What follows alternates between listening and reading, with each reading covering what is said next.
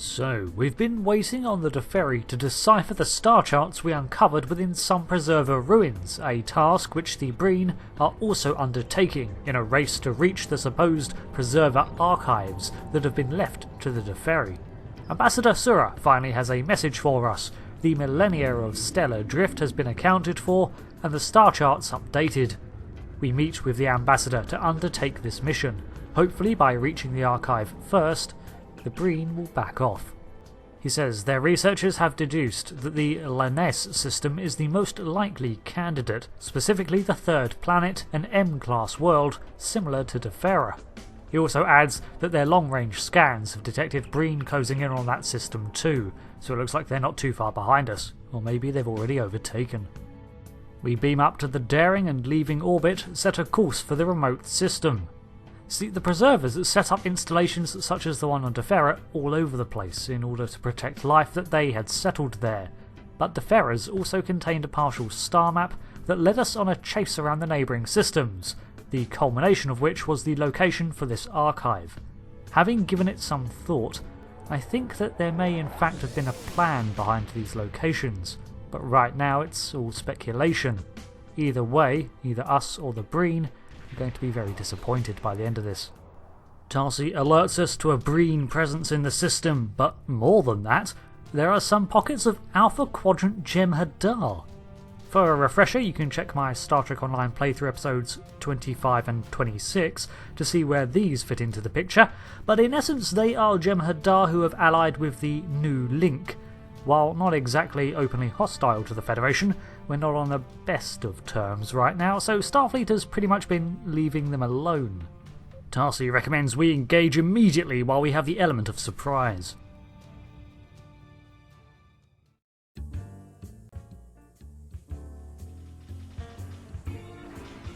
God, look at them go.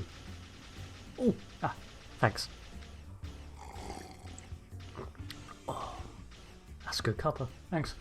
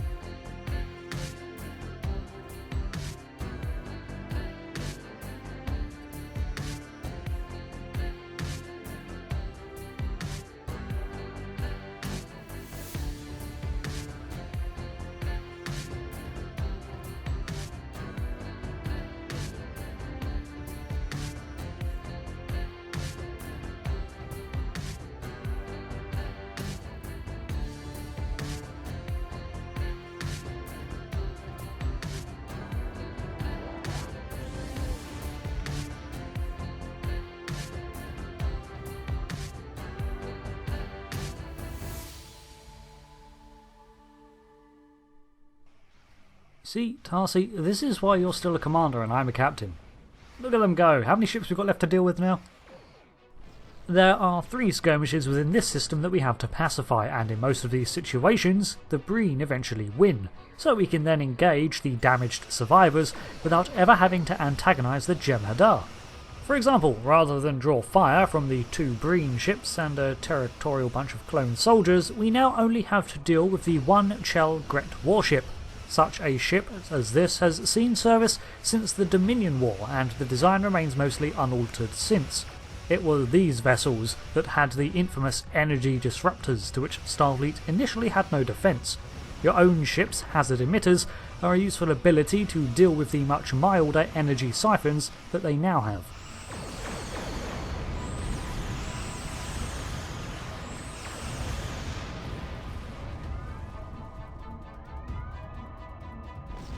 We repeat our wait-and-see tactic for the rest of the engagements, and we only ever end up having to deal with some already damaged Breen ships.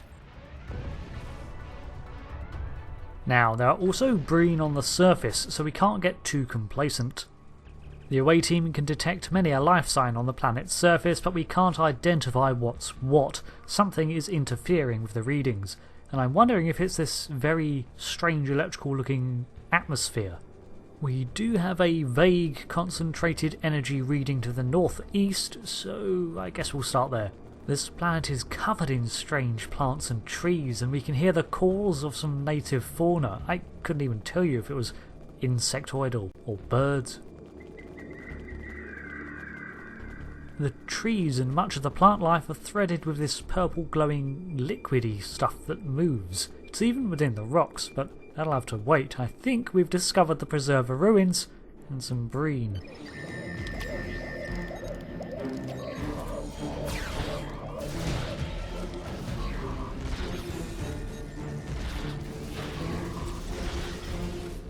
Quickly dispatched, we move in to investigate the toppled, half-buried monolith they were examining.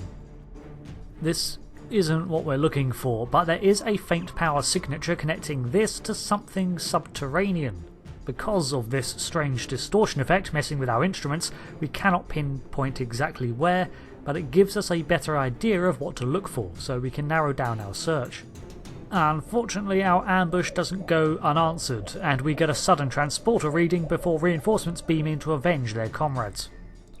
We too beam in extra security and engage the Breen, and there's plenty of room out here to flank them for bonus damage, and their cryo grenades don't pose much of a threat in open space. However, nearby patrols have also seemingly been drawn by the fire, but we managed to get the drop on them too.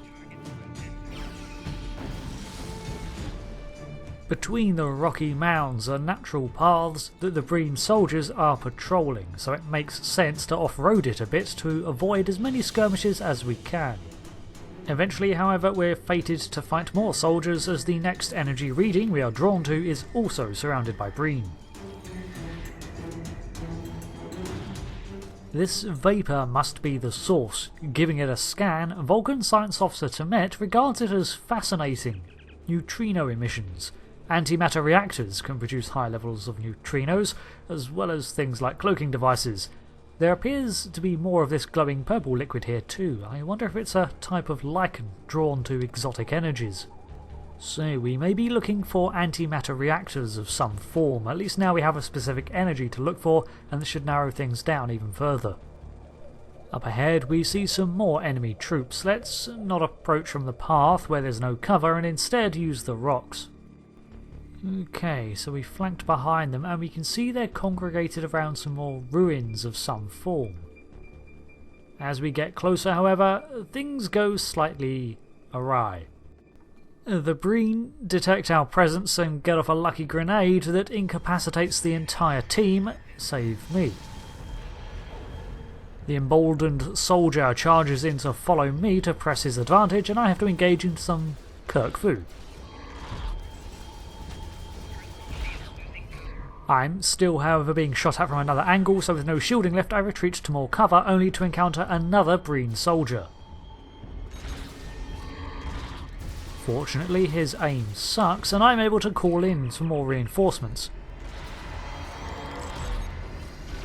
Taking some fire, I allow the security team to cover me as I pop a stim, and then turn to see to the rest of the away team to see that they're okay. They are, but they've just been incapacitated by the cold blast. I bring up Scavrin first, who then deploys a regeneration field to help with our injuries. Okay, while we recover, let's look at what the Breen have found. These 4 podiums are remarkably intact, and it appears to be part of the antimatter generator, and as such it is connected to the entire facility beneath the surface. Temet is able to use resonance scanning to finally draw up a map of this structure. However, she notes that there are signs of recent cave-ins, suggesting someone is already inside and digging. As we proceed to the entrance, we of course encounter more Breen.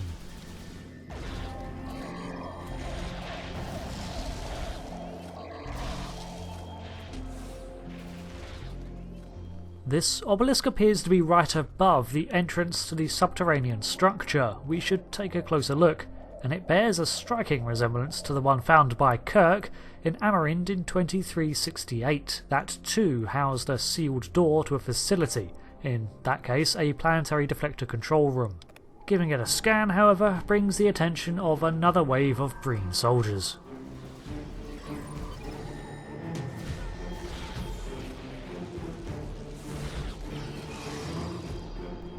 That appears to have been dealt with without instant... Oh my, Tarsi appears to be frozen. How cold does it have to be to freeze an Andorian? And there's more reinforcements, oh good.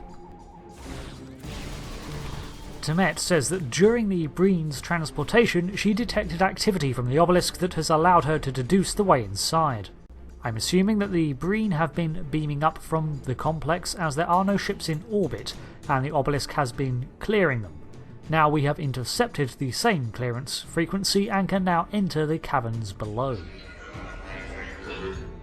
Ah, Trell. He says that he's almost sad to see us go because of all the help we've provided him.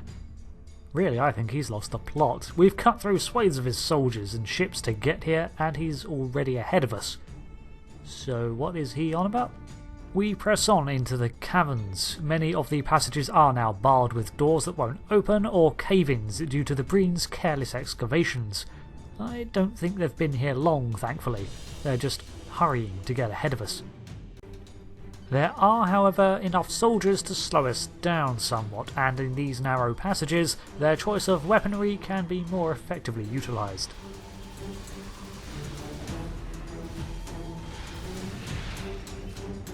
We proceed through several more passages until we stumble onto a large chamber filled with some more enemies, and once we've cleared out the room, we can take a look at its contents. Spaced some distance apart are 3 control panels with a few controls on them. They are analog buttons, and when pressed, the panels produce a tone and a beam of light emerges from its base.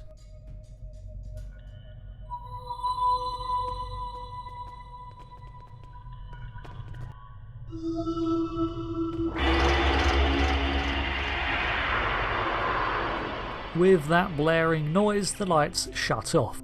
Temet suggests that the panels might work if we play them in an ascending scale.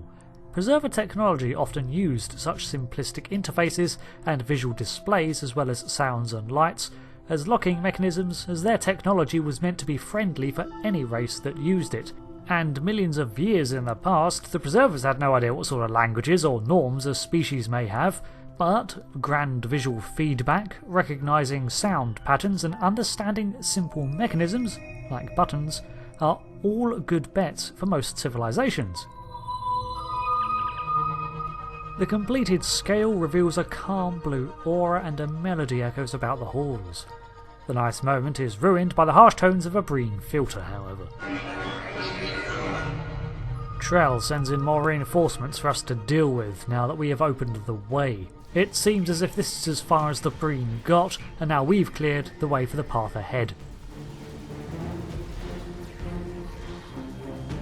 Taking them down, we press into the newly opened tunnels heading ever deeper. What lies at the base is another obelisk, one connected to crackling cylinders of energy that hang amongst the stalactites and aglow with the same electromagnetic patterns that filter through the skies above. However, we've been followed. We hold them off in the narrow passage, but have to backtrack to eliminate any more pursuers. There is another squadron that has stayed behind to guard our entryway, so we have to eliminate them too. We don't want to keep them at our backs. With no further signs of the Breen, we're able to approach the obelisk at the centre of this facility. I think this is the library that has been the focus in Deferi legend, eventually fading into myth over the eons. What a find. It hums with power and is still standing and active despite its collapsed surroundings. Just to the left of its base is another control panel. We've come this far, we might as well take a look. A holographic display appears, a representation of an actual preserver. Wait a minute, this looks familiar. This species has been seen before. In 2369, the Enterprise D followed an archaeological trail much as we have. However, their breadcrumbs weren't encoded in star charts, but in DNA. The DNA of various humanoid species all contained fragments of a coded message that, when assembled, could produce a hologrammatic recording, one that established evidence of a progenitor race. The Preservers are this same species. We try opening a dialogue with the hologram and it responds. It calls itself the Archivist and welcomes us as its children. It says its task was to keep this archive operational until it was discovered. It recounts that long ago there was life on its world, and as far as they were aware, they were the first sentient life in the galaxy.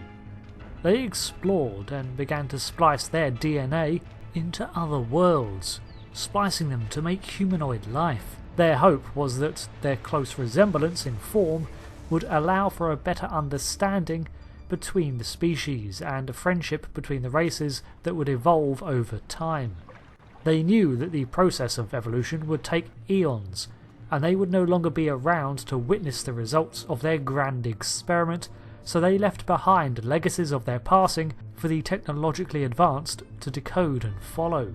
Patterns like the DNA message and technological relics.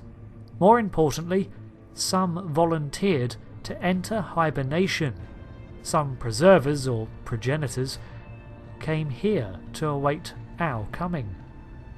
It goes on to say that these preserved preservers are the archive. Genetics was their speciality after all, and each individual's DNA contains the entire recorded history of their race. Each is an organic library, and there are hundreds here in slumber. That's awfully trusting of them, but I guess if they were the only sentient species of their time. Our musings are interrupted once again as Thot Trell beams in. The imposing Breen demands technology of the archivist, and as I predicted, is rather disappointed to learn that there is only information here, a cultural and historical database of our preserved forebears. Seeing little value in this, he shortly demands that it all be destroyed, so we're going to step in. This battle can be a tough one if you don't act quickly. We are immediately surrounded, so the first thing to do is secure a side and work your way around the perimeter, taking down the hostiles as you go. During this, avoid as best you can Thot Trell as he inflicts substantial damage. When all the others are defeated, we can focus on the big guy himself. His cryo-cannon weapon deals significant damage, but has a fairly slow rate of fire, and he has a habit of beaming away to recover his health in certain thresholds. Most of the time, entering cover is the best course of action, as getting caught by any of his attacks can be fatal. We eventually put him down, saving these slumbering preservers and admittedly our own hides. The Deferi arrived shortly thereafter too, with news from Starfleet. They've been in communication and agreed a joint examination of this archive. The science team leader takes over here and we are free to leave. And Tamet is almost sounding excited by this discovery. Now that the pressure is off, the full magnitude of what is unearthed here today will no doubt have lasting repercussions. If we can indeed awaken these preservers, which will have to be done very carefully and with the archivist's help, they could tell us about so much of early galactic life. The civilizations they've seen rise and fall, the origins of the species, a definitive history to most alien races. There is so much here to be uncovered. It's just a shame that what was intended to be a unifying action was in actuality a misunderstood arms race.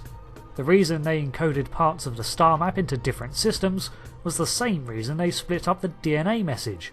They were hoping that by coming together in unity, the neighbouring species would uncover these markers.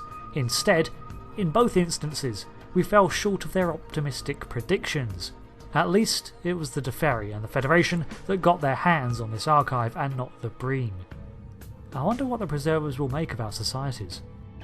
We get a call from the ambassador informing us that our role in aiding Defera is fulfilled. He thanks us and shares in the same excitement that the science teams had. With the Federation sharing research duties and a trade deal with the Deferi over the seized Breen dilithium mines, the future of cooperation between us and this new player look promising. We set a course for the nearest space station for some R&R. First we'll have to traverse the Badlands, which goes relatively smoothly, as our end goal comes into sight. Deep Space Nine. The usual traffic is passing through, so we make preparations to dock and disembark for some relaxation. Hopefully nothing too bad will happen while we're here.